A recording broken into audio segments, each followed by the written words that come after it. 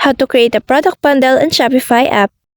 If you want to create a product bundle using the Shopify app on your phone, here's a simple way to do it.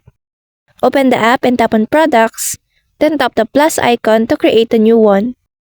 Give your bundle a clear title, then list the items included in the description so customers know what they're getting. Set one combined price for everything and add a photo that represents the full bundle. Scroll down to set the inventory for this bundle, just like you would with a single product. You can also add it to a collection so it's easier to find in your store. If you want automatic inventory tracking across the items in the bundle, you can use a third-party bundling app from the Shopify App Store. Once you've filled out all the details, tap Save, and that's it. Your bundle is now live and ready to sell, helping you boost your sales with more value pack offers. So that's all for this video. I hope this helps. Thank you.